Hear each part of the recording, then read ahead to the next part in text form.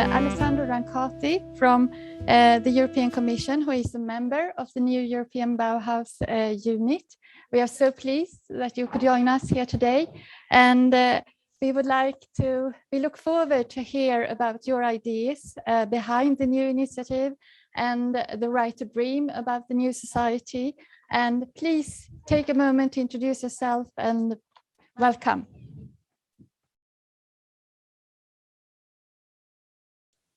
Thank you very much, Anna and Ulrika, and welcome everyone. And thanks a lot for the invitation to speak a little bit about the new European Bauhaus. I am an architect by training. I graduated at the Polytechnic of Milan. I worked as a designer most of my professional career, and then I entered the Commission 7 years ago in the EU Policy Lab, which is essentially a lab that is working on the public sector innovation at EU level and internally in the Commission. And then a year ago, I was transferred to the unit of the European Bauhaus that was recently created to follow this initiative. And I will focus my presentation now on maybe giving a bit the trajectory of the initiative up to today, and then a bit of highlights of what we're working on, and hopefully it will also be clarifying what your effort and how your effort, let's say, gets integrated in the work of the European Bauhaus.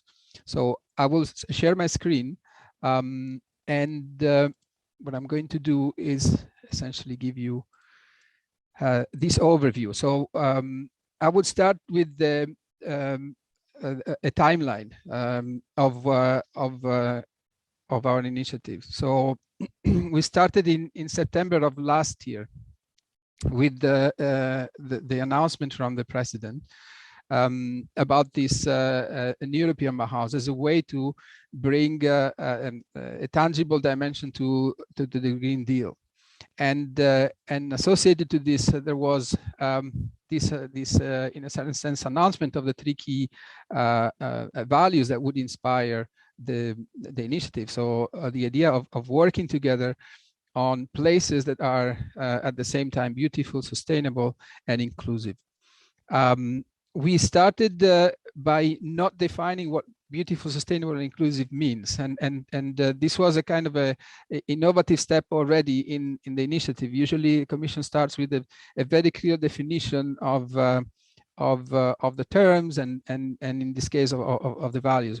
We wanted to keep this open because we were aware that beautiful and sustainable and inclusive means different things in different parts of Europe. And so the first part was to actually listen and to start what we call the co-design phase, where a lot of people from across Europe started to share with us examples of places and methods and practices that are summarizing or including these 3 values. And so we had a lot of input, very valuable, because it essentially shows that the European Bauhaus is already alive. It has already a lot of different examples active in different parts of Europe, and it gave us the opportunity to extract from all this example what the common lines and the common trends would be. We arrived to essentially September of this year with the communication that you may have seen. It was adopted on the 15th of September. We had the prizes, which was again a method to reinforce the idea that there are already out there very valuable and activities that exemplify what it means to have beautiful, sustainable, and inclusive places. And what you're working on is again, it's one more of these exemplifications. Then we had the State of the European Union speech again, where the European Bauhaus was again mentioned, and then we started what we call the delivery phase, and the calls for proposal that started essentially by mid-September, and it's moving on today. Let me see. Okay. just a little bit of delay, sorry. Yeah, this is just to say that essentially who is part of this code or has been part of the co-design session. And you see we've had a high-level roundtable, we had official partners, we had a conference coming up, we had the whole series of conversation in different places around Europe, the prizes, etc. And now the idea is that all this material is moving into the delivery phase. This is a slide to show the timeline of the calls that are associated or are contributing to the European Bauhaus. Over here, the comment is essentially to show that it's not just about the 5 lighthouse initiatives that you see over here at the very top of the slide, but it's also about a lot of different coordinated calls that have started and are starting, and that will support the initiative. And if this slide looks scary to you as it looks scary to me, then maybe it makes sense for you to participate to this info session that we're going to have on the available funding opportunities related to the European Bauhaus. You have over here the 2 dates. And so over here we will discuss and with our colleagues that are responsible for the calls itself, the criteria to be eligible, etc., etc. This is a bit to show that we have a community of partners that come essentially that covers in different proportion most of Europe. We have a lot of activity from obviously the countries that have the Bauhaus, the original Bauhaus in their even training methods for designer and architects and so on. But you see over here that all the rest of the member states are represented through our community of partners. We have let's say also very active communication channels, and you see that also the level of traffic over here is sizable. It's remarkable. And about the prices, take into account that these prices, again, as I was saying before, they are an example and they are a representation of tangible representation of what in a certain sense it means to be working within the 3 values of the European Bauhaus. You see the price themselves go from very let's say interesting projects on material to tools and methods to new ways for the industrial ecosystem to produce materials and objects and tools that are compatible with this idea of creating places that are affordable, that are compatible with life, etc. But it's also about a lot methods and ways often inspired by art to live together. So it's not only about the physical and tangible aspects, but it's also and a lot about the relational aspect of our places and both the public and private places. So there's also a lot of attention on this idea that we need to maybe shift the thinking about building and start to think that we're not just building for ourselves. We need to build also for other forms of life, so that what we do is compatible with the ecosystem that we live in. And so the idea of even reimagining cities as an extension of nature, or allowing nature to be part of cities and cities to be at the same time part of nature. Right? So again, not just a technological or technical point of view, but a lot also about this more relational, societal, and environmental considerations.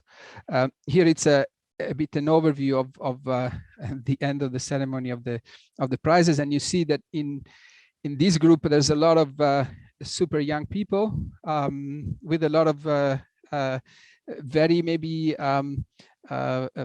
not mainstream ideas, but that have a huge potential. And for us, the idea of having prizes with this feel of reaching out really also to those who are maybe in the front line and demonstrating and showing some of the projects and methods that are more in a certain sense advanced. It's very important because it shows that certain ways of doing are possible, even if they seem sometimes utopistic. To go into the communication, I will just highlight the key principles, so that you know, the new European Bauhaus is about a participatory and a transdisciplinary approach, and that there are 4 key thematic axes that, in a certain sense, orient the work from now on. And so you see the axes over here. I don't think that there's much to add to this. Maybe there is a little bit to you know, articulate better, and maybe the examples that you will see afterwards, and the work that you are bringing forward. I mean, you'll be able to place the work on this axis. We're focusing, or we're trying to make sure that the impact that is created by this, by any activity related to the new European Bauhaus is affecting one or more of these 3 levels. One is the attention of transforming places on the ground. So really working on tangible example and practices. So not about a theoretical way of how we address the future or how we address the problems of today, but really how can we put in place transformations from today. It is also related to changing what we understand as innovation. And so this way we kind of make sure that all the 3 components are again included in the concept of innovation, and we don't focus only on certain aspects of innovation. And then it's also about transforming the cultural aspect. And this is not intended in terms of culture as products, so the you know, performances and etc. But it's really about what we look at and what we consider as more valuable for us, and what it makes sense to do for us. And so even changing our own, let's say, habits and ways of relating with the environment. So these are the 3 level of impact, and we also trying and working on in this delivery mode to make sure that the approach is cross-program, so it doesn't become sectorial, but that a lot of different programs start to talk to each other and start to become really integrated and collaborate and empower each other. So one last slide on what we are really focusing on now. And on one side, we are working with the European Bauhaus community that now is enlarged to not only the partners, but also the member of the high-level roundtable and a wider community to, on one side, transform each one of this individual activity into something that can become aggregator of interests, and then transform this interest into concrete actions. And so the idea is that this process, we're formalizing it with the partners, but the idea is that we create a space where first we aggregate interests and we start to create ideas that maybe are even not new ideas developed only for the new European Bauhaus Lab, but there are ideas that have already even found financing from other programs in different parts, or the Commission or national, etc. And then they are brought into the lab to, on one side, receive support, but most importantly, to become, in a certain sense, a moment of learning for everyone. So that really the coordination and the exchange of knowledge and learning and so on become in a certain sense systemic in this kind of exercise. We have some activities that we're taking care of ourselves, meaning the European Bauhaus unit, and you see them over here. So the labeling strategies, innovative funding, regulatory analysis, experimentation, etc. So these are activities that we are working on, and obviously they're also open to any of the partners and members of the community who are interested, and we really welcome the contributions of whoever who would be interested. But we also want to support an agenda that is led by the community, and so we're starting again to give a bit of visibility to those maybe partners that are more advanced, that are starting to kind of formalize a little even extension of the European Bauhaus Lab locally, and so that's a bit the challenge that we're working on now. We are formalizing now a process to propose new activities, and then to conclude, we will have this NEB festival, which is will be articulated in 3 parts: the forum, the fair, and the fest. Forum being equivalent of let's say a conference. A fair is more of a place of exchange, or even marketplace if possible. And then this idea of more convivial and really a fest distributed in the city and hopefully across Europe. So these are the key elements of the activity now. I will leave you the contacts over here if you're interested in getting in touch with us. And with this, I would really stop the presentation. And then if there's any questions and doubts or clarifications, I'm here available to listen. Thank you. I need to repeat the question so that you can actually hear it.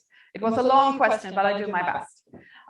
What was asked was that when we have smaller enterprises and smaller actors being in a context for making change, is it possible to bring them in better ways to actually make them act like bigger context would? To have a place if you're a smaller actor in the bigger picture, how would that be working?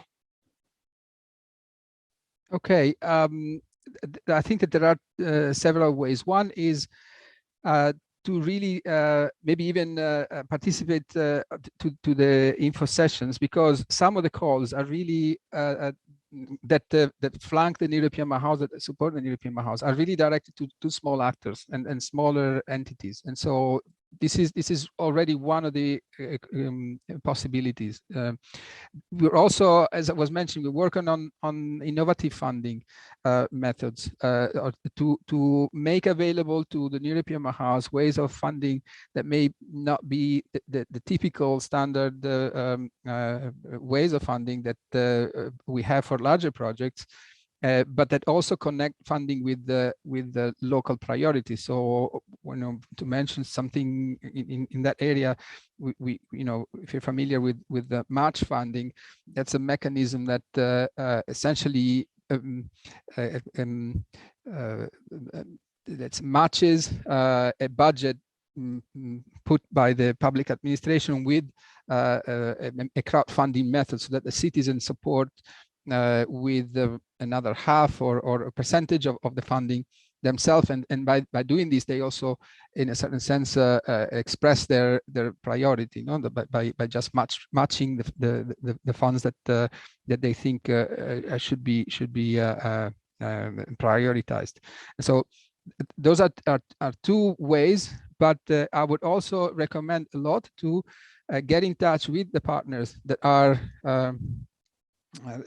active in your area, and then start to create a dialogue with them, because then it becomes easier also essentially to integrate whatever happens locally within the discourse that is happening in the community and in the lab. And in this sense, when we talk about the activities that may start in the European Bauhaus Lab, the idea is that they are originating from partners, but then the partners can invite, in a certain sense, whoever they want, and then that they feel that would contribute to the activity. So there is this level also of openness to then contact and get in touch with even smaller entities, and even entities that don't have a legal representation, so communities, neighborhoods, and so on, and bring them into the activity. I actually have a question for you, Alessandro. Okay. As I have been participating in Bauhaus from the beginning with Navet, and we are actually representing the young people, the children, and the way to communicate with them. I'm going to tell you a bit more about that later. But the question for me is, now when we have all these rising stars and fantastic youth that didn't get prizes maybe, how do we follow up on them? Because they aren't used to going into search for projects and partners and all that in the context. How do we not lose them? Okay, this is a major challenge, and one of the methods that we're thinking of, but then again, it's really open to also contribution of you all and understanding if that works or not, is to start to really connect the partners that are working on similar topics. And so, for example, yesterday I had a conversation with the group in Italy that is working on the European Bauhaus of the Mountains, and one of their line of developments is education or say the art and design of education, and they're working on design curricula for children and beyond, even really design curricula, but education and environmental education and explaining science to children. And so maybe this is not exactly responding to a request of a project that didn't have financing to access to financing, but the idea is to create a system in any case, so that at a certain point, if it's the group itself that find ways to create the opportunities to present to calls and or even to go beyond the calls. I mean, like also to remind that the idea of the European Bauhaus is of course to connect with the calls of the European Bauhaus, of the Commission, but the idea is also to start to bring visibility to certain kind of projects to the private sector, so that they can contribute also and to the initiative. So I would say that rather than thinking of them as individually as proposals that didn't win, we should try to find the ways together to turn them into an ecosystem, and then to create the conditions to nurture the whole ecosystem. And so it's an open challenge. Thank you so much for that answer. What I would like to add to it also is that what I'm thinking, because now today we have a lot of Bauhaus partners who actually are in the room and will be presenting different things to you. And maybe it's a good thing that we, as a joint community for Bauhaus Sweden, think that how can we work with our young people, because they need to be part of the change. So maybe that's a challenge for us. And could I also add to this? Yes, I'm thinking we are many Bauhaus partners here today, and I represent Science Park Borås, who also is a member of the community as a partner. And we have an environment for innovation, and we are developing tools for social innovation. And I also think, how could we work together in Sweden within this community from different perspectives? Because our target audiences isn't so much with young people, but maybe, maybe with more the adult target audience, and the business life, and also society, of course, civil society and public society. So, but we are looking at new ways, and yes, I think what are Could you tell us something about what's happening in other countries? How are other countries doing? That is something that I spontaneously was thinking about. On national. Yeah, let me unmute.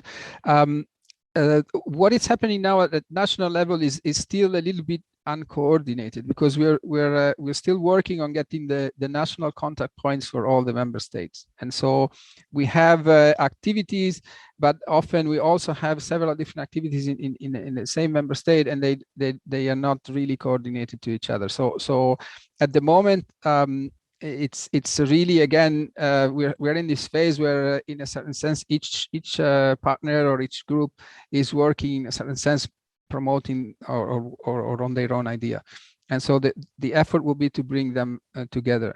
But what is happening, for example, again, to go back to the example of European Bauhaus of the mountains, but then there's also the European Bauhaus of the seas and different is that they usually start working on a topic of interest, because it's something that it's very close to what they would like to address. And so in your case, if it's you know, a relationship with the younger generation and their contribution to this, that's a perfectly a valid activity. And then the idea is, okay, we will start to show to the rest of the members what is happening in that place, and what kind of topics are starting to emerge, so that whoever is interested or is working on the same topics can connect and automatically, you know, maybe even think together, should we really form even a legal entity so that we can participate to certain calls that are related? Should we just stay informal? Should we go for support from local businesses, etc., etc.? And just to mention, we haven't had at the moment let's say the opportunity to open to businesses, to for-profit companies. This was like an idea at the beginning to try to make sure that we started to have organizations that really were following and promoting the principles of the European Bauhaus. But now the idea is really to start to also involve the productive or the economic sectors. So in the activities that you do, if you are also bringing in companies, well, then that makes sense. And the fact that you are choosing them probably is also a way to reassure that that certain companies will be with certain level of interest, for example, societal or environmental challenges, are really brought into the European Bauhaus. And so, yeah, this is a bit what we aim, maybe also together to create, and we're seeing that this is starting to happen in different parts of Europe, from the members that maybe are a bit more advanced or that just started to experiment, and now they're starting to see things happening. The question here was to, when we have collaborations with companies and other actors that are smaller, specifically, who will run the agenda? And will it be possible for the smaller player to actually be the one to be emphasizing the needs and the approach and carrying out whatever needs to be done? We're not going to enter into how an activity is being structured, but what we know is that in theory, activities for the European Bauhaus Lab are initiated by the partners. And so in this case, Navet, for example, could start with other partners an activity, right? And invite the companies.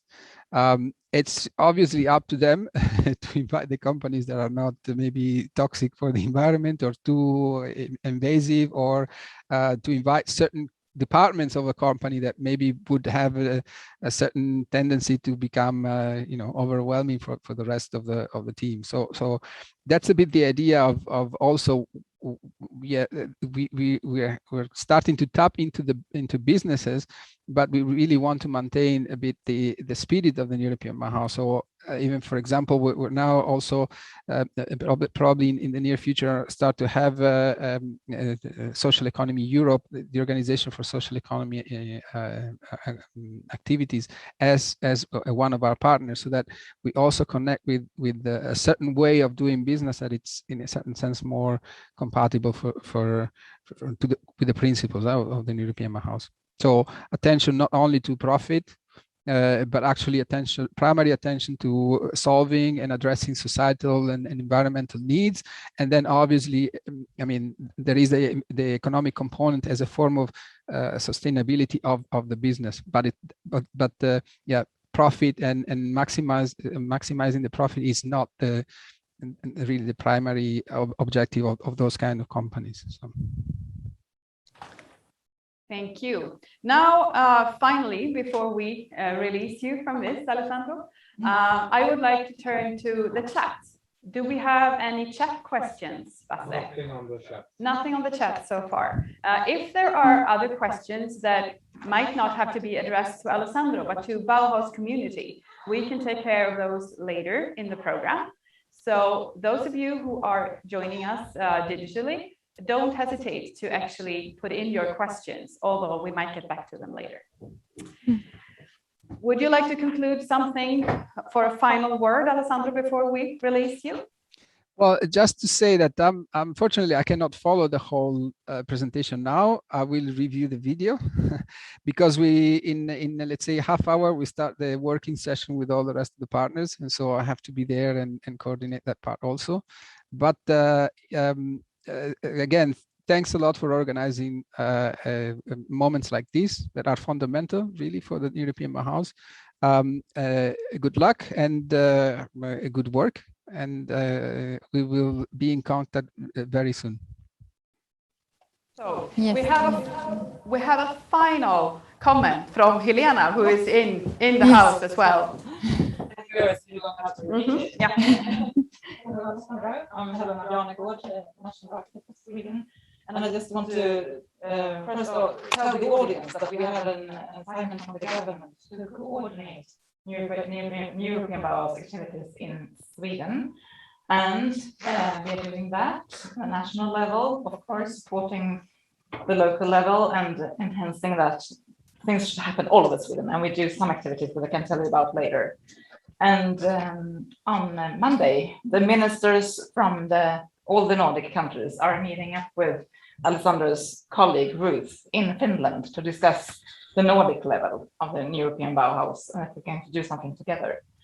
And as a question for you, Alessandro, or just saying that we really would like to have, from a national point of view, we would really like to talk to you and other national persons to see how we can lift those questions up to a governance level in the different countries together.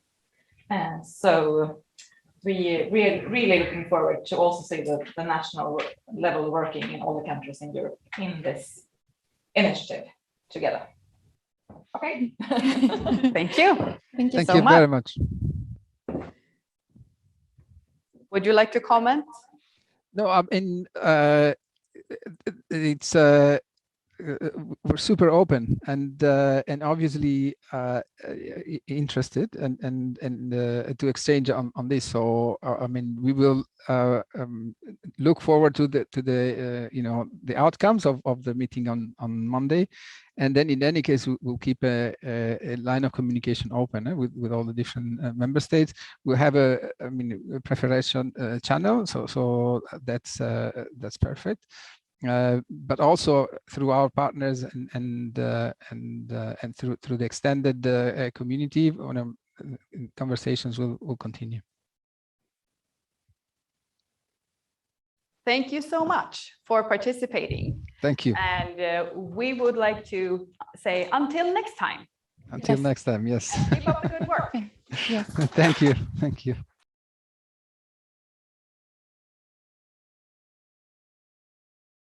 Jag heter då Ulrika Nilsson och jag arbetar som projektsamordnare med inriktning på samhällsutveckling på Science Park Borås på Högskolan i Borås, som vi nämndes tidigare. Och Science Park Borås etablerades 2016 och hos oss finns en framväxande innovationsmiljö. Vi har 3 verksamhetsområden inom textil och mode, hållbar konsumtion och handel och så hållbar samhällsutveckling som traditionellt kanske varit mer inriktad på teknisk innovation, men nu handlar det också om samhällsutveckling som är mer än teknisk innovation och en breddad innovationsmiljö. Och det är också här vi ser behovet att samverka inom det nya initiativet, det nya Europeiska Bauhaus. Jag tror jag stannar där idag. Ja. Och vem är då jag? Jag kommer ifrån Navet Science Center i Borås. Jag heter Anna Gunnarsson. Och Navet är ett ställe där vi kommunicerar naturvetenskap, teknik och matematik.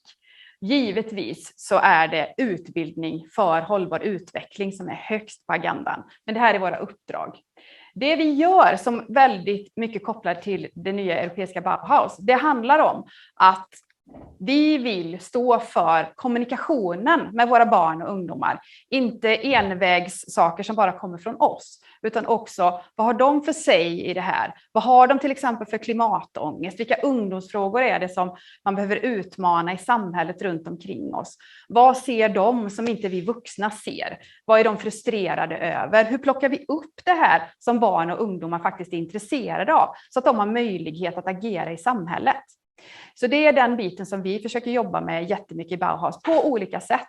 Och framför allt när vi får ungdomsinitiativ eller barninitiativ, när det kommer ifrån dem själva, så är det de vi prioriterar i det vi kan göra. Även om vi givetvis har en fast programmiljö på Science Centret också, som man kan välja att komma till om man kommer med sin klass, om man har sin lärare som har bokat. Så vi har liksom de spåren, men hela tiden är det naturvetenskap, teknik, matematik med högst upp utbildning för hållbar utveckling som är våran ingång. Och ni ser också där att vi försöker använda en del lite liksom otraditionella grepp för att göra det här. Det var därför jag tog med den här bilden på fru Ek och Carl von Linné ute i skogen. För vi jobbar inte bara inne på centret, vi jobbar också med utemiljö på väldigt många olika sätt. Också uppsökande utemiljöer ute i våra områden runt Borås. Men vi jobbar också med dramatisering så att vi kan koppla tillbaka till historien och kunna göra en viktig djupdykning i områden som kan lyftas upp av en person som fru Ek till exempel, som inte jag som Anna skulle vara kapabel att faktiskt få ut till barn.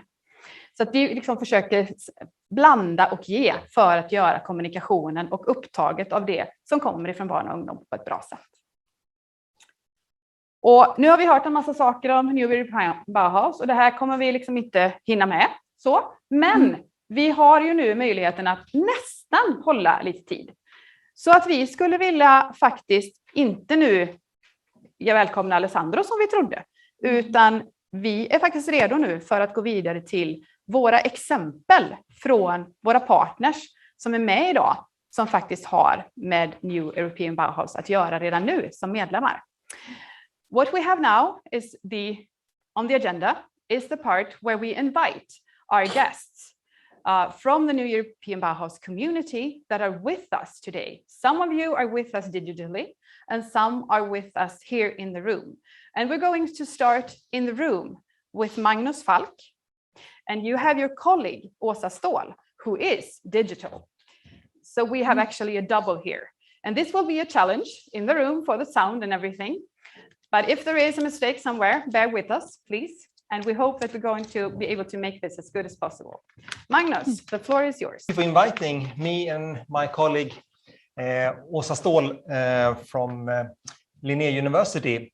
I'm a project manager and project developer at Smart Housing Småland and employed at RISE Research Institute of Sweden. And now let's see how things work here. Yep, thanks. And we have the vision of being an innovation area for habitats in glass and wood, glass like windows and so on, plain good glass and so on. And we've been so since 2013. And we try to increase the innovation and competitiveness in the industry for producing houses and buildings and various things in glass and wood in the base of Småland, but we're working on a national and part-time and international arena. This is one way of describing the process, how we work. We work very much in a triple helix setup or eventually adding in the people, the citizens into the process once in a while, but the three parts are working quite often all together to increase the step-by-step the change in society, where, for example, sustainability is one of several core parts. We quite often deliver demonstrations and demonstrators in various ways to show how things could be moved on. And we quite often put this in a village or small city society or setup. We run quite a lot of projects and demonstrators, and the way we've been working fits quite well the setup of the new European Bauhaus. So we were very glad to hear that call recently. And we have a number of projects and so on that we have in front of us. Please speak to me later on. I will be here all day. But we will be a very active part in the new European Bauhaus. But the colleague, Åsa Ståhl, will now give you a short brief of one project that has been done the last few years in the big project called Boost and the sub-project called Meta Design. So Åsa, do you help me out here? Welcome. Yes. Hey, thank you everyone. Great to be here. So I'll be speaking about propositions for socio-ecologically sustainable housing and homemaking logics. I hope you can see my screen now that I shift slides and everything. Yeah. So the starting point is that we have a double housing crisis. Our home on earth is under threat, and the housing market fails in providing housing for groups in transit. The Boost Meta Design project particularly focused on students, migrants, and older persons.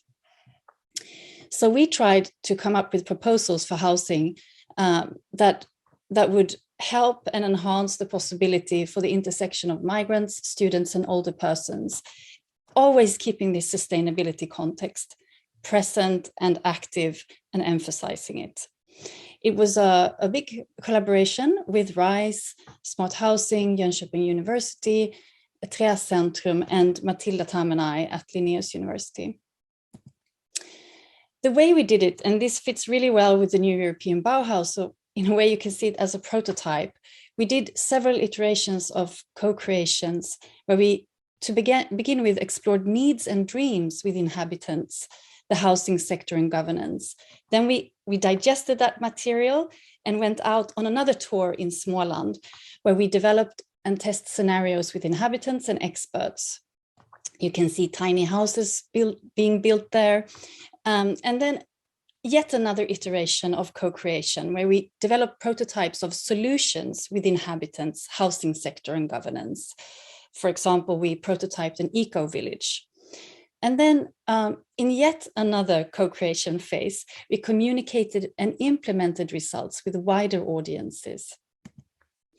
So the co-creation happened in every step of the process. And I think it must be recognized that the more participation, the more commitment and relevance, that's all on the good side, but it's also less of control. So we need to take that into consideration in all kinds of co-creation. The Home Ecologics, this book is one of the results where we've collected in yet another co-creation way recipes for trying to make a new kind of logic of homemaking and oecology, the logics of making home in an ecological and economic way. For example, there is a speculative fabulation on a matching agency looking for abandoned, for example, looking at abandoned houses and how to match those with the need for housing. We also share methods for transdisciplinary co-creation.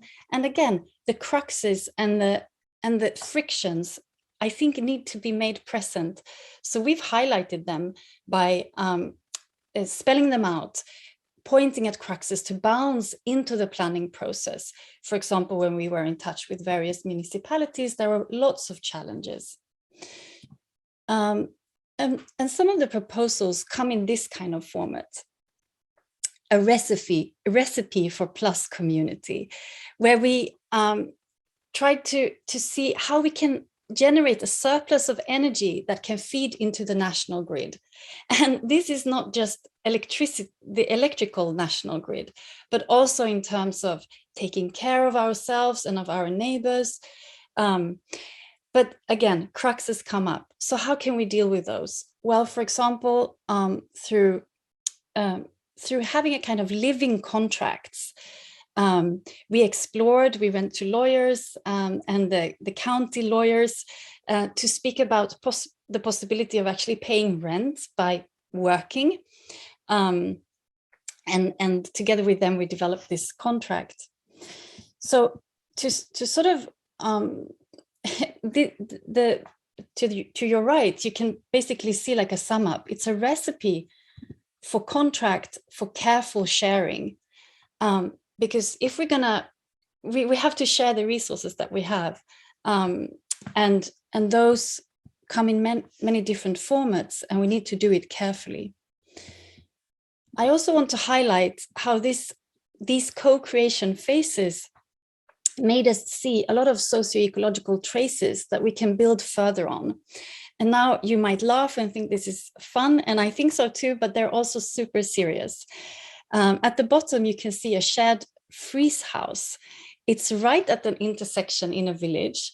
And there is no doubt that the freeze house is also kind of intersection. It's a communal one where the village stores food over periods of time when you can't eat it. And that's a gathering place. That's a place where you not only gather your surplus, but you also come together and sort of start building and deepening your relationships. To your left, you can see those really winding stairs. Those are cat stairs. And we think that you can take those as inspiration because the cats roam, and these are different people living in these floors, intergenerational housing, and the cats actually go where they want to go. So it's a way of saying, like, how can we share care and our resources and keep the door a bit more open to also make space not only for ourselves but also for others. And to sum up, in a sense, what Boost Meta Design is proposing for a socio-ecologically sustainable living is to move away from the individual kitchen island to starting off in kitchen bridges, whatever we're planning to do in terms of giving shape and form to housing and homemaking. So here is an example of where we traveled as part of the co-creational phases in a kind of lecture, skvader would be the Swedish word, lecture performance, play. And we try to really like hand out a kitchen bridge rather than a kitchen island.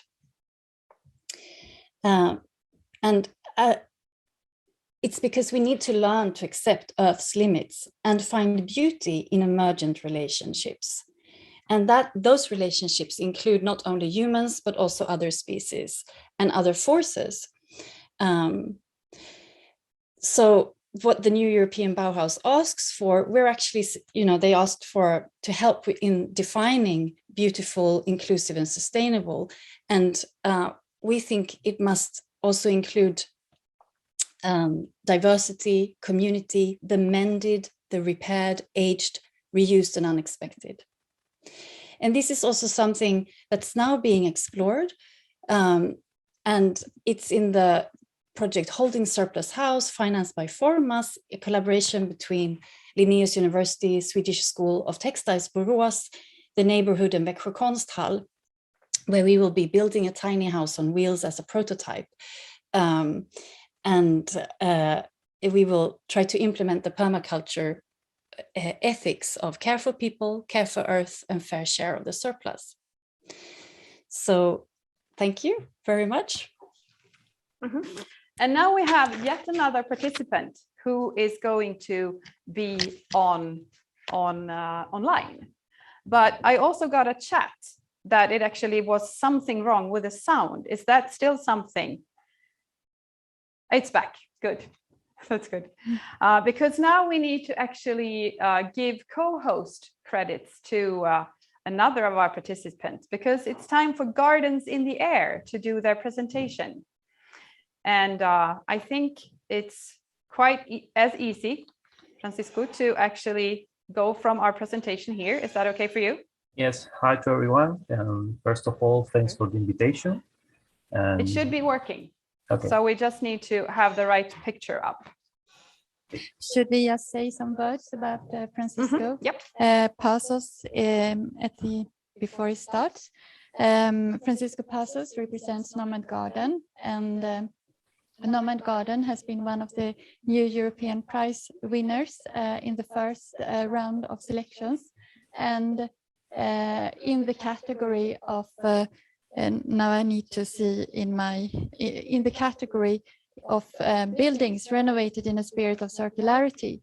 And so we have asked him to share his experience with the project that won the award, Gardens in the Air. First of all, the first slides are some images from 9 to 19. You can pass it through.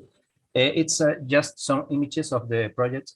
Neighborhood Lights is a festival, a local festival. And Gardens in the Air is the 7th edition of this festival. It's a local festival focused on the suburbs of the city of Sevilla. And it's a festival where we have learned how to look with wonder to the nature of the city. And we have learned about the huge knowledge that the people who takes care of the public spaces and of these areas outside the center of the city are trying to do their best to improve their communities. Our work from the Nomad Garden, the direction of this project, is mainly to put together the work of the artists, the local community, scientists, and other entities to work through a challenge that we propose every year. And we normally start with the exploration of the neighborhood, of the surroundings. We always, for example, map the vegetation of the streets, and this data is offered as a data set for the artists and the scientists and other collectivities to work with visualizations through art creations, complex analysis, but also with artistic interventions, for example, like Leo's, that you can hear music from the origins of the species that you have in the streets, and so on. And it always ends with a celebration where the people exhibit what they have done, and they can also recognize and celebrate the things that they do in those places. I think to the slide number 20, it's a black one with a title. Technology here is actually being taken care of, because the technology in the room I just accidentally switched off. I'm going to go through the pictures that we actually saw in the room here. So in the room, you need to take a rest. And our digital participants, I hope that you can see the pictures right now.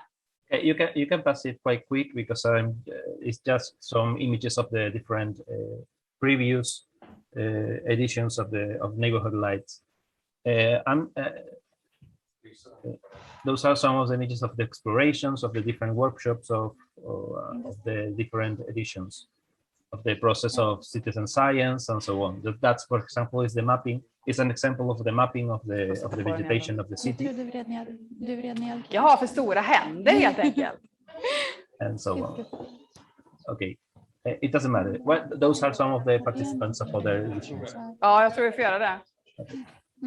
Hemskt ledsen för detta. Då passar det ju väldigt bra med en bensträckare på 5 minuter. Ja, den tar vi nu. Perfekt. Okay. This is one of the exhibition of 2 years ago, and this is one of the celebrations in one of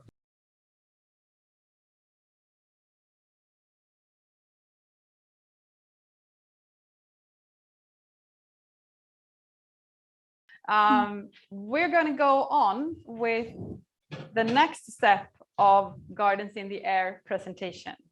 So I hope that we are in contact now and that we can continue. I will make my best to be as smooth as possible. Okay. I try to help you saying next to change the slide. This is easier, I think. Okay. Well, as I was introducing before, Gardens in the Air is the 7th edition of this year, 2020. We arrived to this neighborhood, Tres Barrios Amate, in the suburbs of Seville on the spring of 2020. I mean, with the pandemics. So it was a huge challenge to work in this community, a very strong community, and we just have a first challenge for them. That was something that happens in every part of the city, that is related with the air conditioning machines that we have in the facades of the whole city. We are in the south of Spain. We have a very hot climate during most part of the year and very dry. And it's quite impressive to see the millions of liters of drops of water through the streets during the summer, during our dry summer. And that was our challenge. How can we use that water in the dry season to improve our environment?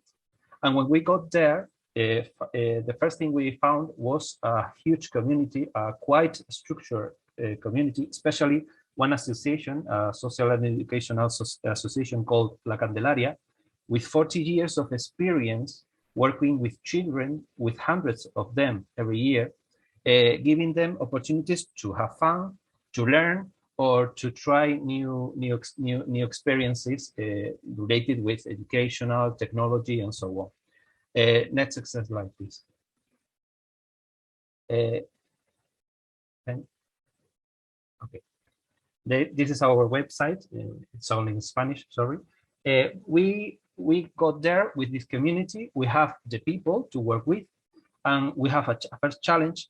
But we also find a neighborhood with not very good quality of buildings, but with a quite interesting vegetation. For example, the streets, next slide, the streets were filled with orange bitter trees. And there is also a huge green area called Parque Amate with a very interesting community of birds. In fact, one of the participants of the collective that was working with us is SEO Bird Life, because they have a program of bird watching season activities in this park. And with all those ingredients, our work was to do something like 20 different workshops through the year with several weeks of duration with the children of this association to improve their environment, their local environment, with all those ingredients. And this year of workshops with different artists, scientifics, with bird watching, musical edition, luthiers, digital design, gardening, and so on, we condensed it into 3 main works. Next slide. The first one is a vertical garden. It's a garden built with boxes of wood, inspired on the traditional masarabillas of the Arab architecture in the Maghreb, but also here in Al-Andalus during the medieval times. The perforations allows the air to go through. It cools the air at the same time that makes shadows. These boxes, the structure, the brackets, are the same that uses the air conditioner machines. Because of a legal issue, it's much more easier to use this kind of structure because legally it's possible than to think about other possibilities. And the plants are well adapted to the climate of Seville, but also to the kind of water of the air conditioners. It's a little bit acid, but also we choose plants, most of them aromatic. Next slide. The children of the association, for example, make a first prototype with digital design workshop, and another one of laser cutting and 3D printing. Next slide. And it ended with a first vertical garden made with these boxes, with these masaravillas, in one of the streets of the town, illuminated and with a lot of different words with meanings related with the contents of the different workshops. Next slide. The second work is a perfume. It's quite interesting because many of the vegetation of this area of the city is related with different stems. We have the orange, we have the rosemary, many plants that are aromatic. And we proposed to a Parisian perfumer, Navet the design of a perfume with the exploration of the aromatic exploration of the children of the community with different workshops. And they proposed him to choose different plants of the vegetation of the neighborhood. Next slide. This is the different the plants they selected, the Citrus aurantium and bitter orange and so on. I think it's about 9 or 10 different plants. Many of them from abroad, because one of the ideas the children choose was to select one plant from each part of the world, because it represents also the cosmopolitan demography of this part of the town, with a lot of migrants that live here. Next, we ended with a perfume, that is also one of the objects that we are using for a crowdfunding process. Next slide. With a website where people can make donations. We give them as a present the perfume, and this allows us to go on to do more workshops in the second edition of this project. Next slide. And the third work is a musical composition. It's a musical composition made with the explorations of the neighborhood. Next slide. The children recorded different sounds of the streets, of the peoples. Next slide. They make interviews recording the memories of the elder generation of the neighborhood. Next slide. And they also recorded the sound of the birds and the nature in the parks and in the streets. Next slide. And a very young composer from here, from Seville, Desiree Martin, created a marvelous vocal composition. Next slide. That was for the first time performed by the contemporary choral vocal choir Proyecto Hela on last Christmas. It was the celebration of the end of this part of the project. Next slide. It was in the street. We cut the traffic in the main street of the neighborhood, just in front of the first garden.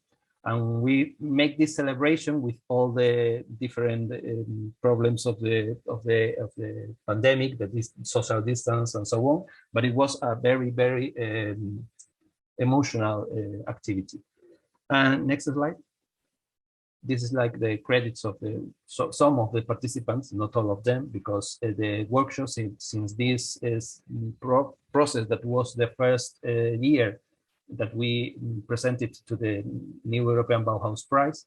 And in fact, thanks to the donations on the crowdfunding process, but also to the prize, to the new European Bauhaus, and also because of the impact of this prize, the arriving of new enterprises and of new donors, like for example Thermo Fisher and other enterprises of the city. Next slide. We are now in the second edition of this project. We have, for example, sensorized the garden with the children. That they have had workshops of programming of Arduino, or for example, how to construct their own technologies to sensorize the garden. And they have also, next slide, give us the opportunity to build a small laboratory in the neighborhood to distill the essential oils for the gardening, for the pruning of the gardens of the streets. The children, the mothers, the parents are, for example, making natural cosmetics and learning the possible future program of circular economy, working with the pruning of the public spaces to create essential oils and other objects, for example, like scented candles or natural cosmetics and so on. And now, if I don't know if we have time because of the schedule, but I have a very short video of 1 minute. I can hear you. We don't have the time, so okay. We need to show it so that people will know where to find it. It's easier to find on YouTube. Yeah, it's very easy because it's also in the new European Bauhaus Prize website, all the information. And thank you very much. Participants can go and look after this seminar. You can visit the YouTube channel and take a look. We thank you so much, Francisco, for your contribution here today and that you wanted to join us. And you are most welcome to stay with us for the panel talk that we will have in a short while. And then we can talk also more about different perspectives and learnings and share our experiences. Thank you so much. Thank you. Thank you. Ja, men i Europa talas mycket om behovet av nya changemaker hubs och samhällshubbar. Och det handlar om att skapa nya lösningar på systemnivå för att implementera grön giv, men också med koppling till New European Bauhaus. Och vi har i trepartssamverkan tagit initiativ till ett nytt projekt som vi kallar för Goodlash. Vi kan gå vidare. Och Goodlash är ett projekt där vi samarbetar inte bara med varandra som Navet och Science Park Borås, utan också med Companion Sjuhärad för att erbjuda ungdomar en möjlighet att jobba med egna projekt, egna idéer, egna uptakes för att komma vidare i sin utveckling i trepartssamarbetet. Kanske är de sakerna som vi kommer komma fram till när vi jobbar på riktigt på golvet. Sådana saker som kommer att bli nya företag, sociala företag, insatser i samhällsutvecklingen och så vidare. Vi vet inte än vart det kommer att barka hän, men vi har stora möjligheter i våra trepartssamarbete. Och det handlar om att etablera en samhällsinkubator, kallar vi det för en rättvis och demokratisk klimatomställning och att främja nya former av samhällsdriven innovation i en lokal community eller i lokal på regional nivå. Precis. Kan vi säga. Och det som vi nyttjar för att det här projektet ska kunna funka och bli bra, det är ju allas våra kontakter i våra trepartssamarbete och möjligheten att nå samhället med den här möjligheten och det här projektet. Och anledningen till att vi kan göra det är ju att vi har gjort andra saker innan som indirekt egentligen är anledningen till att vi gick med i Bauhaus från början. Ska vi säga lite grann om det också innan vi lämnar över? Ja, det var lite spontant, men du tänker på vårt samarbete som började kring Missions kanske, med Dan Hill som är en av initiativtagarna också på mer samhällsvetenskaplig nivå till tankarna bakom det nya Bauhaus. Och det vi såg där, det var ju att det är dumt att bara stanna på den nivån när vi bara pratar vuxna egentligen. Och ser att det här just med det missionsinriktade arbetssättet. Vill ni läsa mer om det så rekommenderar jag verkligen att titta på det som Vinnova har tagit fram i material. Vi kommer inte gå in på det idag, men gör gärna det. Det finns också en podd som man kan lyssna på det här. Men där det också handlar om hur kan vi nå olika grupper i olika kombinationer. Och att en stor utmaning är att det är många grupper vi inte når. Vi tror att vi går ut brett på många olika sätt och så. Men det är inte alltid det funkar så bra som vi vill. Och därför kom idén till Goodlash hos oss. Ja, och det är Navets perspektiv och hos Science Park Borås så finns det också ett perspektiv kring en breddad innovationsmiljö där vi vill nå ut till, på sikt vill nå ut till fler målgrupper i civilsamhället och i offentlig sektor, inkludera deras initiativ och kunna stötta samhällsdriven innovation också i en breddad innovationsmiljö. Där initiativen kanske inte bara kommer från näringslivsutveckling, för det är så som Science Parkens idag är ganska mycket uppbyggda. Jag tänker också på din fråga tidigare som handlar om hur gör man för att inte ha företagsinitiativen som är det som sätter agendan. Och då är Goodlash ett väldigt bra exempel på att gräsrots ungdomsperspektiv det som vi ser behöver utvecklas i samhället i Borås, att det får vara drivkraften för vad som kommer ut som outcome i projektet egentligen. Och projektets målgrupp, jag tänker vi kommer ju jobba med att främja barn och ungas initiativ. Men vi kommer också att jobba med verksamheter i civilsamhället som arbetar med barn och unga, som Rädda Barnet eller UNICEF eller andra verksamheter som också har initiativ inom social innovation och vill samarbeta. Precis. Ska vi ta nästa stad? Ja, så här ser vår vision och första skiss för projektet ut. Och vi ser ju att i Goodlash genomförs tematiska innovationsprocesser. Och här har vi då hämtat inspiration från det nya Bauhaus och de tematiska inriktningarna som har funnits inom till exempel New European Bauahus Prize som hade 10 kategorier. Och där har vi lyft fram delaktighet och social inkludering, produkter och tjänster, platsinnovation i stad och landsbygd som tematiska inriktningar för nya innovationsspår helt enkelt. Vi kommer att genomföra innovationsprocesser och främja och stötta initiativ som kommer från de unga och från samhället. Och det som vi skickar in i det här Bauhaus-tänket då, det är till exempel ett jättespännande lokalt samarbete som vi har börjat med i Borås just nu. Där vi som Science Center stöttar upp ungdomarna i Fridays for Future i Borås. För att de ska kunna utveckla sin verksamhet i Greta-stil för att få ut information om hur står det egentligen till med hållbar utveckling. Hur kan vi göra, vilka kampanjer behöver vi ut och så vidare. Sociala medier, hela den här biten. Vi ska inte lägga oss i vad de gör. Men vi ska kunna vara supporten i att kanske utöka med fler områden, hjälpa till och hålla föreläsningar åt grupper som de ser kan supporta dem i sitt arbete. Så att de får en breddad miljö helt enkelt och når ut bättre med sitt budskap i vår lokala kontext. Kanske kan vi vara mellanhanden så att de får mer audiens hos politiker och andra sådana saker. Kanske kan vi vara den mellanhanden som Alessandro nämnde kring hur vi kan samarbeta med regionala initiativ i en större kontext och sammankoppla processer från lokal nivå till EU-nivå och global nivå. Så det blir naturligt att arbeta i en lokal kontext med större visioner. Och de andra exemplen som vi har där, Drömstaden till exempel, det är ett projekt som vänder sig till yngre barn, de som går i 5:an och 6:an, som handlar om hållbar utveckling, där vi jobbar på Navet under ett helt år med utmaningarna för en hållbar framtid. Och där känns det väldigt, väldigt spännande att få sprida de möjligheterna, dels in i Goodlash-projektet, men också inom Bauhausrörelsen. Vi ser redan nu att det var faktiskt ett projekt som lyftes upp väldigt, väldigt tidigt i New European Bauhaus, när man tog upp liksom lovande initiativ.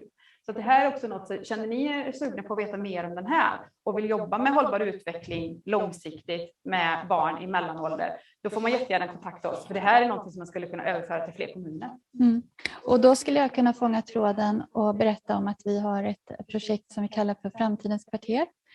Och där Framtidens kvarter, där vi jobbar med framtidens kvarter och hållbart boende och hållbar konsumtion. Och det ser vi också skulle kunna kopplas till det här projektet i framtiden och inkludera nya målgrupper. Och framtidens kvarter skulle då kunna vara en testbädd för Goodlash, aktiviteter inom Goodlash.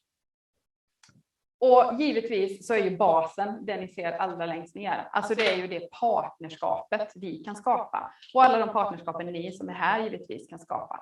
För att utan att jobba tillsammans så skulle vi aldrig kunna ens iscensätta ett sånt här projekt som Goodlash. Vi behöver verkligen ha våra olika aktörspotentialer för att kunna liksom driva den här utvecklingen framåt. Och nu har ju det här initiativet börjat i ett trepartssamarbete, men vi vill ju ett av målen inom projektet är ju att bredda det partnerskapet till fler aktörer så att vi kan jobba med den här helheten som syns också i den här samhällsresursen som finns i det systemviktiga projektet. Det finns fler delar. Vi arbetar med att börja med en liten pilot. Det finns ju collab-verksamheter och medborgarinitiativ och mikrofinansiering. Det finns många olika saker vi kan jobba med för att ta fram den här helheten för den här samhällsresursen. Så det här är ju en början för oss att jobba med det här. Och i det här också så har vi också möjligheten att använda fysiskt i Borås de arenorna som vi står för. Både Science Park och Navet Science Center. Så att vi kan bjuda in folk att delta i aktiviteter kopplade till Bauhaus. Så att vi inte bara behöver prata om det eller bara behöver ha digitala möten eller så. Utan nu när vi kan träffas så kan vi verkligen bjuda in till dialog inom de här olika områdena, vilket känns jätteroligt.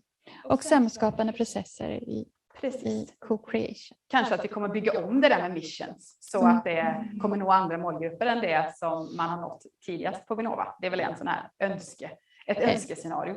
Ett breddat innovationstänk kanske. Precis. Ja. Nu hörni, så ska inte vi prata mer. Nu är det andra som ska prata. Ja.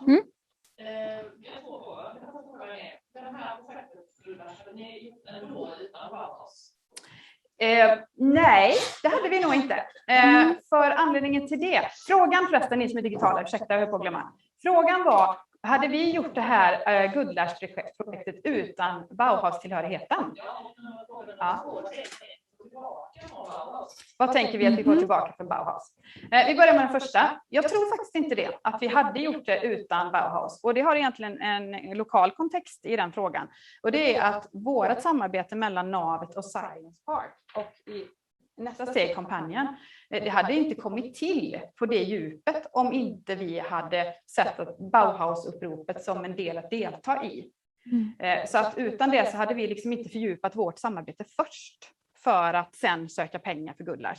Och så jag tror att det är lite grann det som man också vill inom Bauhaus. Att koppla ihop sig med andra som gör saker så att vi kan driva en utveckling framåt som du inte förmår själv. Ett Guldlärs ger ju förutsättningar för att skapa ett innovationsteam i en lokal miljö. Och då kan vi börja se på hur vi kan jobba tillsammans på nya sätt. Men det är klart att vi började ju se på missionstankarna. Vi började se på samhällsvetenskapen. Vi började se på samhällsdiskursen och gjorde en omvärldsanalys från början. Och då hamnade vi och kom i kontakt med Dan Hill som ju arbetar på Vinnova med missionstänket och de strategiska tankarna. Och genom det samarbetet så har vi ju kommit fram till Bauhaus. Så det har ju varit en lärande process för oss nästan i 2 år. Om vi tänker att vi börjar med den fördjupade omvärldsanalysen där vi verkligen har tittat in i samhällsvetenskapen som leds av Mariana Mazzucato och nya former av värdeskapande som ligger till bakgrund för den här nya tankarna. Och sen är Bauhaus en finansiering. Nej, det är ju inte det. Än i alla fall. Det som är nu är det att det var ju Alessandro inne på lite grann, att det kommer att komma en del medel kopplade till Bauhaus, men det har det inte gjort ännu. Så just nu är det ett väldigt kommunikativt kluster utav intresserade organisationer som ser att man kan göra skillnad. En del jobbar redan såklart med på sin nivå, på sin plats, spännande projekt som dockar in i Bauhaus. Nu kan jag bara utgå från vår verksamhet, men vi ser ju att det är en arena för att hitta samverkanspartners, hitta spännande uppslag för expressfart mot en hållbar framtid på ett helt annat sätt. Men givetvis ska man inte heller sticka under stol med att partnerskapen i sig kan klustras ihop så att de kan söka inom helt andra kvoter medel för att driva projekten. Det är klart det finns en sån del också. Men den kommer inte nödvändigtvis från Bauhaus. Nej, men jag måste ändå bara en fråga som vi förstår detta. Är det så då att ni menar att när ni fick uppropet från Bauhaus blev ni inspirerade att ta kontakt med varandra? För egentligen hade ni kunnat ta kontakt med varandra innan. Det var ju inget som hindrade er att jobba på detta sätt innan. Nej. Men det blev liksom ett extra incitament för att gå in på en gemensam arena. Ja, men är det liksom för att politiken då ställer sig bakom detta? Eller är det för att er ledning har ställt sig bakom? Våran ledning, ja. Så det är liksom era företag som har känt att det här är ett så intressant upprop europeiskt för vi. Men jag skulle kunna säga lite grann om det, att det är ju den här förskjutningen eller utvecklingen av tankarna kring nya former av värdeskapande och breddad innovationsmiljö. Att vi behöver utveckla vårt system med nya kompetenser och kapaciteter och förmågor för att kunna jobba med samhällets helhet. Kanske förflytta oss från den modellen med triple helix till quadruple helix, och där hittar vi då nya former av partnerskap. Och man talar väldigt mycket nu om former av innovationspartnerskap. De är ju inte finansierade, och det är den typen vi ser inom den nya Bauhaus på ett sätt där vi får möjligheten att som innovationspartners utifrån våra verksamheter möjligheter att samarbeta med varandra i ett större sammanhang, och där får vi också in mycket inspiration eller möjligheter till, som Anna säger, bidra till hållbar utveckling, som är vårt uppdrag i våra verksamheter också i expressfart. Men det är inte lätt, För det är ju också någonting där vi står på en barrikad, kanske också även inom våra egna verksamheter för att jobba i den här riktningen. Då behöver vi vara fler och vi behöver ha stöd och vi behöver tillsammans jobba med varandra. Stödet kommer ju inte alltid in från den egna, så att just att kunna samverka mellan verksamheter gör ju att vi kan driva hållbar utveckling på ett hårdare sätt. Mm. Var det svar på din fråga? Inte egentligen den här processen, utan vi ska ta en liten runda med presentation av vilka är det som är här. Och det jag vill veta, det är vilka ni är, hur er organisation ser på Bauhaus och var ni liksom står i den här utvecklingen. Varsågod, jag börjar med dig, Magnus. Det var en bred fråga och det jag spontant tänker jag vill berätta, det är att vi vill ju vara en aktiv aktör på både nationell och vi finns ju redan på en regional nivå i Småland, men vi söker ju även att förstärka samarbetet med andra regionala aktörer som det vi har hört från Borås. Vi har vänner på andra ställen i Sverige och i de nordiska länderna framför allt, för att se hur vi kan samarbeta och lyfta varandra, att hitta ett samarbete i någon form av nordisk och EU-kontext. För det här Lighthouse-perspektivet som lanseras, där ser vi att vi kan vara en aktör och har varit en typ av Lighthouse-aktör i ett mer småländsk och nationell miljö tidigare. Så att vi är på hugget från Smart Housing Smålands sida. Tackar. Du får gärna passera den till Hela. Tack. Jag sitter här i 2 roller kan man säga. Dels sitter jag som riksarkitekt på Boverket och Boverket har fått ett uppdrag från regeringen att koordinera, inte ta över någons ansvar, egentligen inte stödja heller, utan bara se till att det finns information. Det har vi på vår hemsida till exempel, och att vi samlar aktörer i Sverige som jobbar inom det här initiativet. Så nu har vi upptäckt några fler här som vi ska bjuda in till våra möten. Sen är jag också ordförande i rådet för hållbara städer och det är en annan roll. Och där såg vi ju det här initiativet väldigt tidigt. Det lanserades ju i januari nu 2021. Och vi insåg ju från rådet, och det är ju Vinnova som innovationsmyndighet och Formas som är forskningsmyndighet och så vidare som sitter i det här rådet, det är 11 myndigheter, att det här var ett otroligt spännande initiativ och att det fanns ett stort nätverk och också möjlighet för en internationell uppväxling av forsknings- och innovationsfinansiering. Och dessutom så låg det här väldigt mycket i samma linje som politik för gestaltad livsmiljö som jag presenterade förut där nere på scenen och som går väldigt mycket i linje med detta. Så det finns väldigt mycket synergier kan man säga, och det jobbar vi med att få ihop och också göra aktiviteter. Och nu gör vi själva en aktivitet i 6 norrländska kommuner där man ska göra stora etableringar som vi kallar för Visioner i norr, som är en utlysning där vi söker kreativa team just nu. Man går in på Arkiteks hemsida och anmäler sig till team. Så ska vi plocka ut 6 team som ska just skissa på vad framtidens hållbara, inkluderande och vackra livsmiljöer i specifikt de här 6 Norrlandskommunerna kan vara för något. Visionsskisser är väldigt övergripande nivå, februari till mars. Kreativa team sökes. Jag vill vända mig till våra digitala deltagare och det här är ju en jättespännande gäng människor. Nu ska vi bara se att jag får ordning på själva vad som visas och sådär också. Men jag vill vända mig till dig, Hugi, har jag lust att börja med. Har du lust att säga någonting om vem du är och hur du ser på European Bauhaus? Absolut. Tack så mycket. Hugi Eskilsson heter jag. Jag driver tillsammans med ett community och mina vänner en kreativ hubb i Frihamnen i Stockholm som heter Blivande, som startades då helt från civilsamhällets initiativ och där har vi byggt upp en alltså 1000 kvadratmeter stor kreativ hubb, men också tagit över en parkeringsplats och byggt om den till en containerpark de senaste åren. Just nu så gör vi det här också lite boostat av Vinnovas utlysning för attraktiva livsmiljöer, där jag fick ett stöd för att bygga vidare på den parken. Så representerar jag också i det här sammanhanget Trans Europe Halles som är ett nätverk av såna här kulturhubbar och scener runt om i Europa som då sen 70-talet har byggt om liksom gamla industrilokaler till scener för kultur och konst och så. Och sättet som jag ser på nu European Bauhaus är egentligen att jag tror att det kan generera är egentligen resurser, utlysningar och möjligheter som sedan downstream kan användas av civilsamhället. Det tror jag att egentligen skulle kunna vara den största impacten, så att säga. För i civilsamhället så kan vi röra oss väldigt fort och bygga väldigt mycket. Resurser, det är inte så mycket egentligen.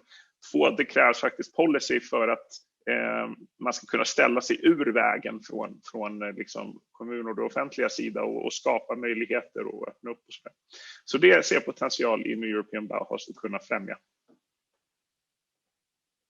Jag lämnar ordet vidare till Albert Edman. Tack så mycket. Jag har också 2 roller i detta. Det är dels fokusområdesledare för städer i förändring på RISE, Statens forskningsinstitut, kollega med Magnus med flera. Och RISE är också en av partners i New European Bauhaus. Så det är en roll. Sen är jag också en del av programledningen för Viable Cities tillsammans med min kollega Matilda som kommer snart att presentera sig. Och jag tänkte det är rätt intressant kopplat till det Alessandro beskrev tidigare och som varit uppe tidigare, att Bauhausrörelsen är ju en ny satsning, men EU satsar ju på missions ganska stort och framförallt i missions i städer. Och där är ju till exempel Borås nu en av 23 svenska kommuner som kommer att teckna nationella klimatkontrakt. Och de här klimatkontrakten kommer i sin tur att vara en del av hur vi institutionellt jobbar med Bauhaus. Jag tycker den här konferensen är väldigt spännande, att det bygger mycket på civilsamhällets engagemang. Men vi har ju också ett ansvar att få med oss kommuner och staten och så vidare i att stötta upp det här arbetet. Så att det finns väldigt spännande processer på gång som kommer att skapa nya förutsättningar. Och där tror jag att Borås är en väldigt viktig plats för det. Men också många andra platser naturligtvis. Men det kan vi komma tillbaka till. Tack. Tack för den bollningen till Borås där. Vi kommer göra vårt absolut bästa. Vi från Navet är till exempel också med i det lokala klustret för Viable Cities. Så att vi hoppas att vi ses framöver där. Jag går vidare snabbt till Delia. Välkommen! Yeah, so my name is Delia Dumitrescu. I'm professor in textile design at the Swedish School of Textiles, and I'm colleague with Ulrika. So we are together part of this new Bauhaus initiative, part of the same cluster. I'm also the head of the Smart Textile Design Lab that does research in new materials. So our focus is a lot towards innovation and towards innovation in textiles. And textiles, they are materials that are so present in our life in different applications. And of course, for us, it's very important how we do research, but also how research is communicated to the society. And for that, I think we found this new Bauhaus very important. And more than that, we also established a research community and a research network, which is called Arkintex, that links the textile, the body, and architecture with focus on smart textiles development. It's a network of different universities across Europe and also in Sweden that have the interest in developing the field of textiles and that are also educating in the field of textiles. So I think that when it comes to my role, I can see how different parts, how the society can also link to education and to innovation, and how we work together in these questions. And I also have to mention that we recently finished a EU project, a Marie Curie project, which was called Arkintex CTN, the project was developed under the frame of textile innovation and also towards conducting research in sustainable ways of living with textiles. And in this program, we trained 15 PhD students across Europe, across different universities in Europe with different backgrounds, because cross-disciplinarity, it's also a very important aspect of the textile field. background from textile materials to body and also to architecture. We have they were supposed to conduct basic research, which they did, but of course now it's also very important how they communicate their research to society. And OSA had a very nice example of one of the PhD students graduating in this program, Svenja Kune, and they will collaborate together in a Formas project. So things are kind of connecting to each other. Thank you. Still, yeah. I will now hand over the word to Jörn Mortensen. Thanks. So my name is Jörn Mortensen. I'm currently the Vice President of ILIA, which is an abbreviation for European League of the Institutes of Arts. ILIA has involved ourselves in the new European Bauhaus since the beginning because we were specifically very interested in the co-design phase. The ILIA is representing ILIA is actually a dynamic platform for exchange and development in higher arts education. So we were very concerned with involving and also introducing students and artistic research and artists into the whole initiative for obvious reasons. First of all, because obviously the younger generation are the ones who will inherit what we have, what we are producing today, but also because they might offer solutions and also modes of thinking that would be very vital for the new European Bauhaus initiative. We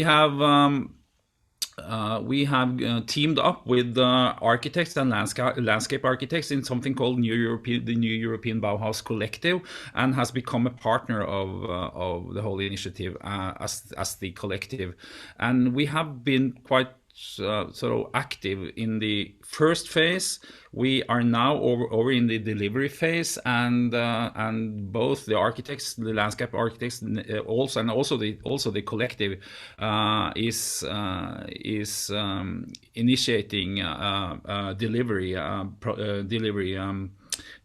in the current phase. So from our perspective, it has been super important to introduce, like Delia said, research, specifically artistic research, but also students and the younger generation. So that's mainly been our cause. Thank you very much, Jörn, for sharing that with us. Matilda. Ja, hej. Jag tar det på svenska, eller? Matilda Legby heter jag, designstrateg på Viable Cities, och som många andra också 2 stolar, så jag är också på en stiftelse som heter Stiftelsen Svensk Industridesign, där vi tittar på att utveckla design som praktik, och hur vi gör det för att göra nytta i utvecklingen i samhället. Och vi har jobbat på Svidus, så har jag varit med i 5 år ungefär och utvecklat en plattform där vi tittar på barn med migrationserfarenhet och deras behov i Sverige helt enkelt, och utforskat hur vi gör ett policylabb för det.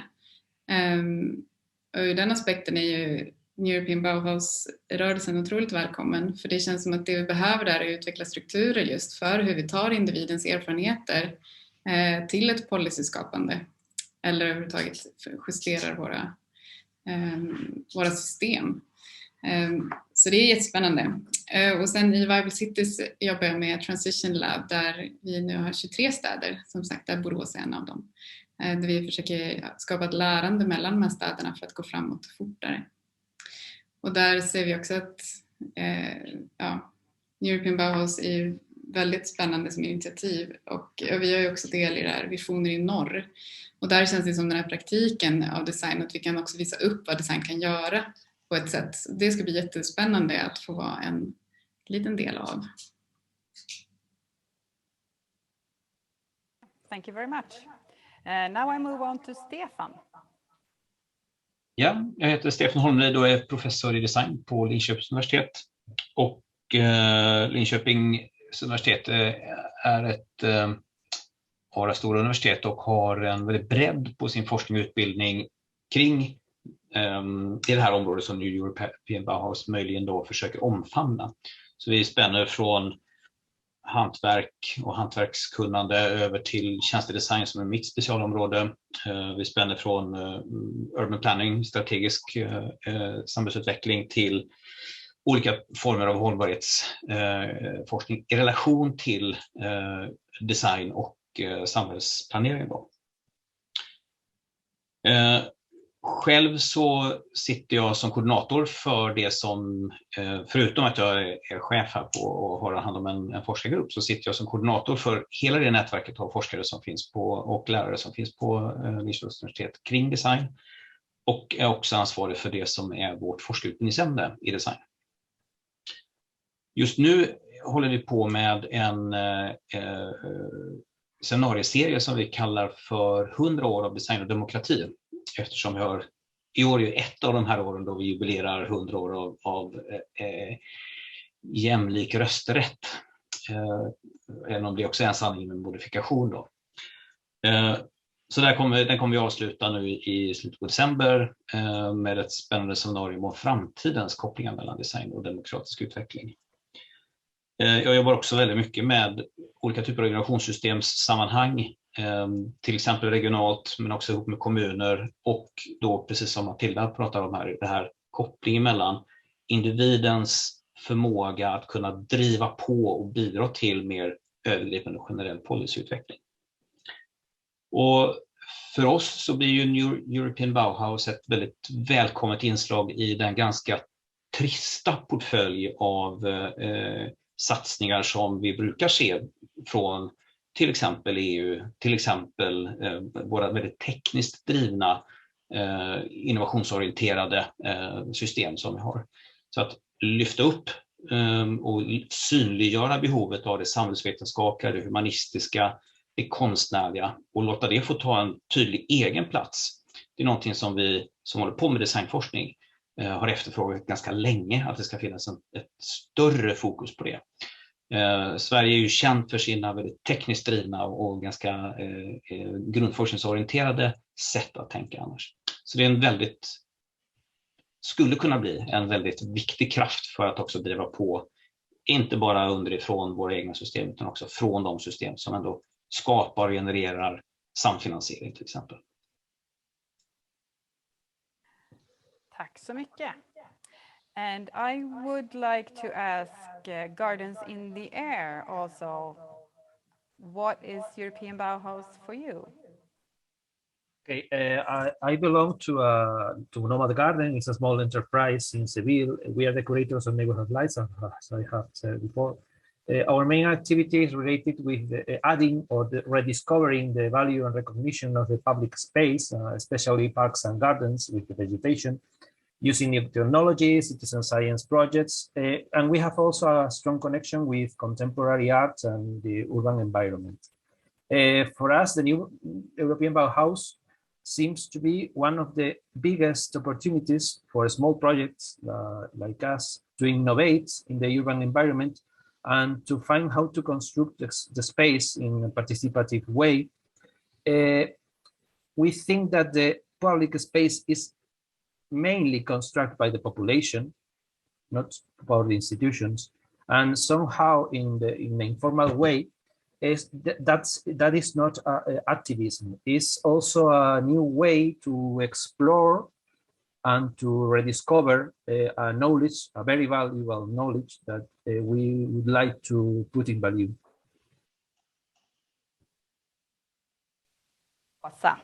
Concerning the time that it's running out, is it okay that I turn to you first with the next round of questions?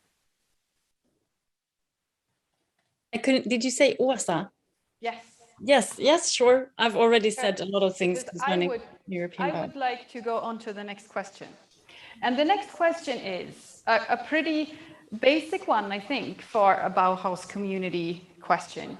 That is, how can we innovate the way we innovate? Because as you heard, all these actors in the room and on digital watch are concerned to be innovators in certain senses. But what is, in your opinion, the innovation that you want to be part of in the European Bauhaus, in your own context? The innovation, the top one, what are you aiming for? With you, Åsa. Active ways of listening, I think. Listening to partners and collaboration partners and voices that are usually marginalized. And that might mean innovation in conceptualization, for example, of what citizenship is, and of what innovation itself is. Thank you. Can I have the same, Can I have the same question answered from Hugi? Yes, absolutely. I think the main innovation we want to look at is to see how civil society and people's own initiatives can actually not be relegated to little votings or little micro actions, but actually be amplified into building the city around them for real. Co-designing buildings, renovating old projects, building parks, as in actually going out and doing the work as civil society. And that, to me, I think requires us to rethink a little bit about policy. Policy about can actually civil society take on an active role in both facilitating, maintaining, and planning those sorts of actions without always having to go through the hoops of public planning. But if this is very different in different countries, of course, this is a reality we face in Sweden, particularly, and in other countries, you have other sort of regulatory systems, but that's the name of the game. So that's what we're looking at particularly. Thank you. Moving on to Delia. Well, I think it's a little bit of a difficult question, but I will try to answer. I think that I'm very interested about communication of innovation. I mean, in the artistic work and then in the design work, we are used to build different speculative scenarios, and I think we are very used to how we communicate this knowledge to our community and also to the education. But I'm very curious and very interested to see how the society can experience this type of innovation and how we can get feedback from the society in this type of, I mean, we organize exhibitions, workshops, but I think it's more like to say something, but it's also interesting how we receive feedback and how we use it back to feed the innovation.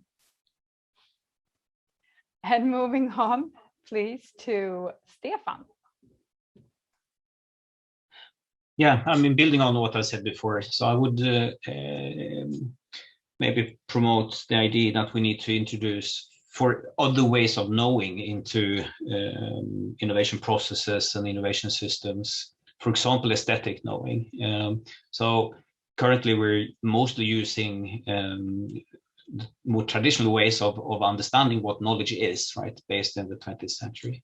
And we built all our systems around that. And being able to actually take stock of aesthetic knowing, for example, in these processes and systems, that will require the innovation system to innovate itself. So true. And now I would like to give the word to Matilda.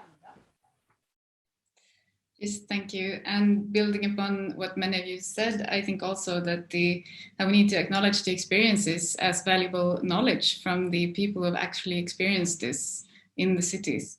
And I think we also, as Stefan said, we can do that especially through aesthetic methods also.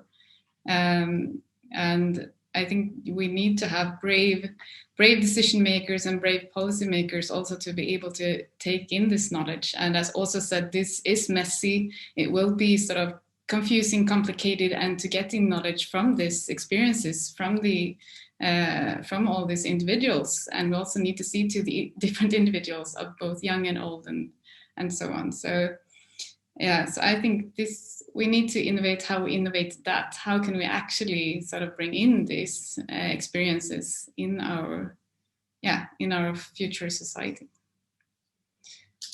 Thank you. And did we lose Albert? Do we know? Yes, we lost Albert. He probably had to be somewhere else. And I would like to turn to Jörn. Well, I think my input would be pretty much in line with what has been already said here, and this is what some of the sort of ideas that we've promoted also in the design phase, which is to introduce new methodologies, which possibly expands the more traditional frameworks of the current knowledge systems that we lean upon. I mean, and aesthetic knowledge, speculative knowledge, etc., is really an interesting way to go. I think this has to some extent this is acknowledged also in the phase that the new European Bauhaus is in currently, because aesthetics and also the way we not only build but also the way we live together, it has been acknowledged and was mentioned as a matter of fact earlier today, and it is one of the sort of thematic axes in the current initiative. So think outside the box, even if that is a much used phrase. It means to to expand the knowledge systems as we know them today. Thank you. And from Gardens in the Air, a short one about innovation, the top one, please. Well, I don't think we are particularly innovative, but we do want to be a catalyst for the people that we think they are. And in the city, there are many times ways of doing, many times unknown. And sometimes it's just to put a name on it or to revive traditions, and to test things constantly, new things constantly. And sometimes our work is to bring the periphery to the center. It can be in a city, in a neighborhood, in a country, or in Europe. Thank you. And now we're actually back in the room again. So Magnus, the floor is yours first. Thank you. A lot of clever perspectives have been delivered, and maybe I add something on top of what you've already been saying. But when we deliver or develop or innovate in the habitat, to find new ways and maybe bottom-up perspectives to bring in citizens, people who are living in the habitats, how they would like to be a part of the design phase and so on. It's a tricky one, but I think it's a more and more important way of and that kind of aspect. That's my short one. Thank you so much. And finally, of course, I waited with Helena until the final words, because you're more responsible than most of us in the Bauhaus community, for the Swedish version at least. And we hope that you will be communicating with the rest of us in many different ways after this. But in your opinion, how do we innovate the way we innovate? Nu tar jag det här på svenska. Ja. I'll take this in Swedish. Hur innoverar vi? Det är ju så att det här handlar ju till syvende och sist om våra livsmiljöer, allt det där vi har runt omkring oss, som vi ibland kallar för arkitektur, landskapsarkitektur, stadsbyggnad, men vi kan ju också säga livsmiljöer, alla miljöer som finns runt omkring oss. Hur gör vi dem på ett bättre sätt och med vilka, och vilka kommer till tals i den här processen? Det är frågor som vi har jobbat med i tusentals år, och det ska vi fortsätta att göra. Och New European Bauhaus påminner oss om saker och ting som vi kanske har glömt genom historien. Att det faktiskt behöver vara platser, miljöer som vi människor kan vara stolta över länge, som vi skapar.